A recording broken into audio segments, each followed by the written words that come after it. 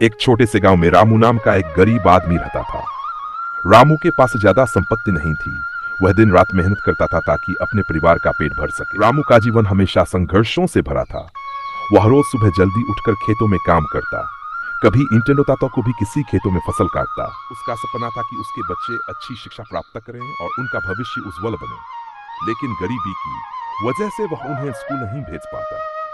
एक दिन रामू के गांव में एक बड़ा सेठ ने सभी गांव वालों से कहा, अगर आप में से कोई मेरी जमीन पर काम करना चाहता है तो उसे मैं अच्छे पैसे दूं। रामू ने तुरंत हामी भर दी, लेकिन काम बहुत कठिन था। जमीन पथरीली थी और वहां कुछ भी उगाना आसान नहीं था। रामू ने ठान लिया कि वह मेहनत करेगा और सेठ को निराश नहीं होने देगा। वह रोज सुबह से शाम तक काम करता। कई बार उसके हाथ छिल जाते, लेकिन वह हार नहीं मानता। धीरे धीरे उसने जमीन को उपजाऊ बना दिया।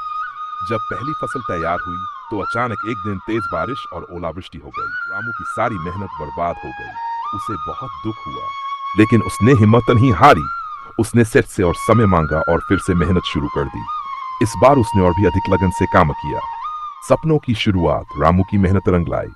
उसकी फसल तूने खुश होकर रामू को इनाम दिया। उसने रामू को जमीन का एक छोटा सा हिस्सा उपहार में दिया।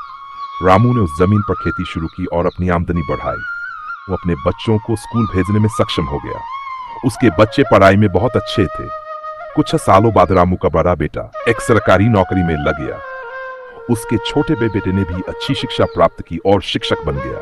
रामू की कहानी पूरे गांव के लिए प्रेरणा बन गई। लोगों ने उससे सीखा कि मेहनत कभी बेकार नहीं जाती।